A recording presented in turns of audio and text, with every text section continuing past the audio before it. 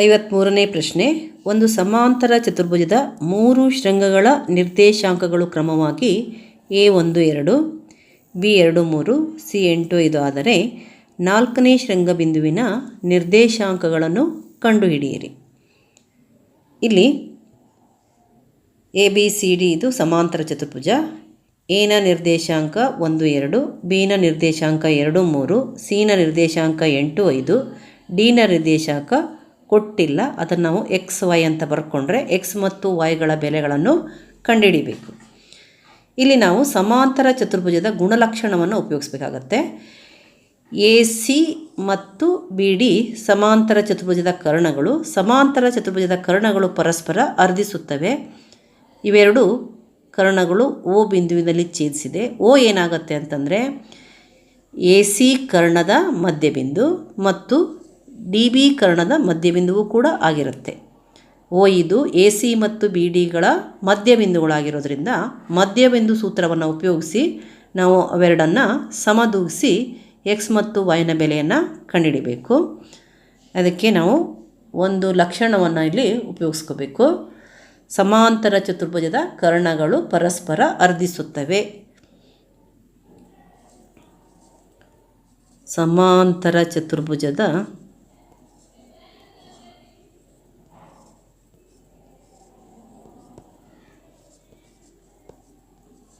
ಕರ್ಣಗಳು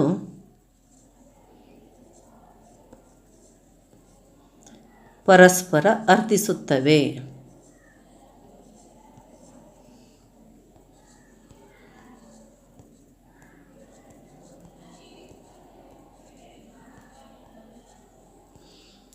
O ಇದು AC ಮತ್ತು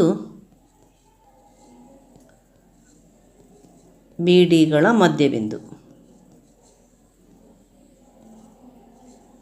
AC ಮತ್ತು BDಗಳ ಮಧ್ಯಬಿಂದು.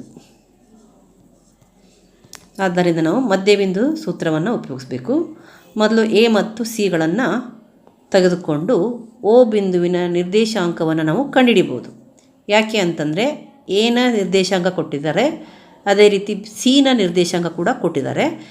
ಎ ಮತ್ತು ಸಿಗಳ ನಿರ್ದೇಶಾಂಕ ಕೊಟ್ಟಾಗ ನಾವು ಮಧ್ಯಬಿಂದು ಸೂತ್ರದ ಸಹಾಯದಿಂದ ಓನ ನಿರ್ದೇಶಾಂಕವನ್ನು ಕಂಡುಹಿಡಿಬೋದು. ಬರೋಣ. ಇಲ್ಲಿ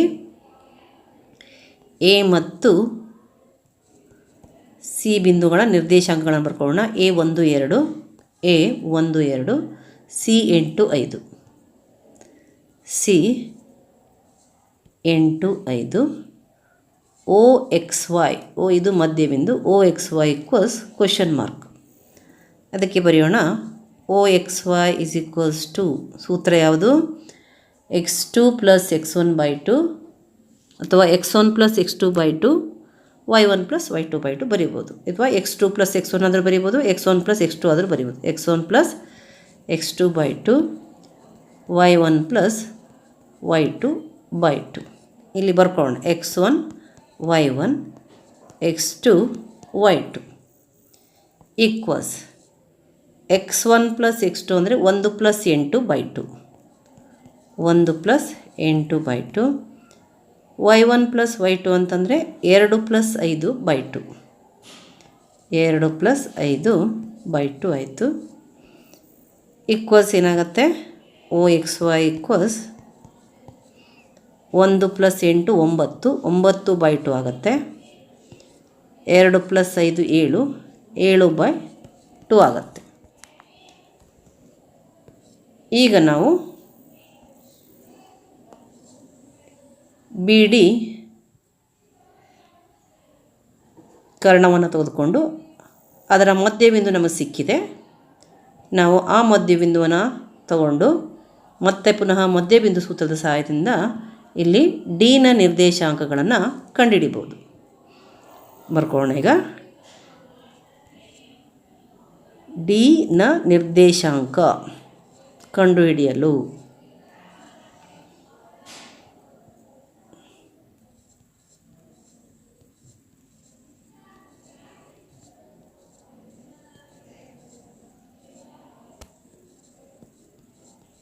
ಬರ್ಕೊಳ್ಳೋಣ. ಇಲ್ಲಿ ಡಿ ಏನಾಗುತ್ತೆ? XY ಆಗುತ್ತೆ.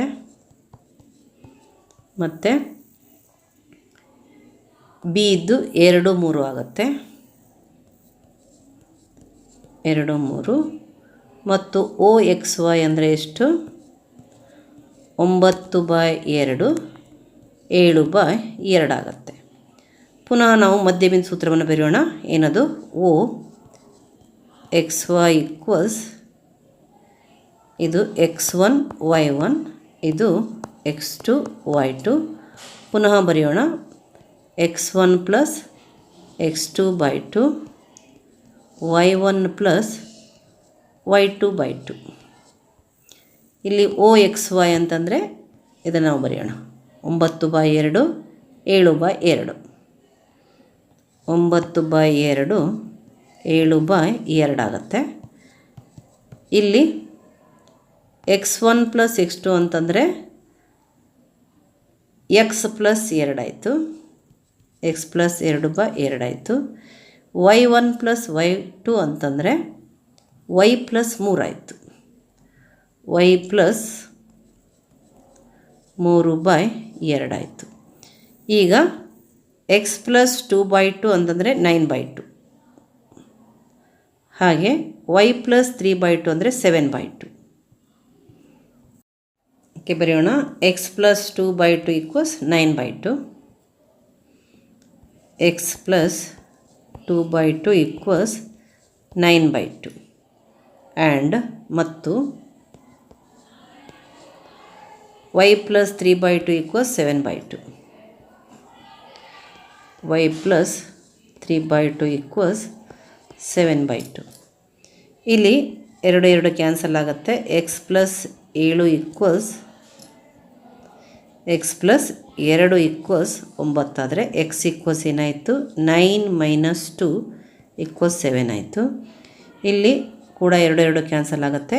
Y ಪ್ಲಸ್ 3 ಈಕ್ವಲ್ಸ್ 7 ಆದರೆ Y ಪ್ಲಸ್ 3 ಈಕ್ವಲ್ಸ್ 7 ಆದರೆ Y ಈಕ್ವಲ್ಸ್ ಏನಾಯಿತು? 7 - 3 ಈಕ್ವಲ್ಸ್ 4 ಆಯಿತು. ಅಂದರೆ D ಆಫ್ XY ಈಕ್ವಲ್ಸ್ ಏನಾಯಿತು? 4ನೇ ಬಿಂದುವಿನ ನಿರ್ದೇಶಾಂಕ D ಆಫ್ 7 4. Xನ ಬೆಲೆ 7, Yನ ಬೆಲೆ 4. 7 4. ನಮಗೆ 4ನೇ ಬಿಂದು Dನ ನಿರ್ದೇಶಾಂಕ ಸಿಕ್ತು.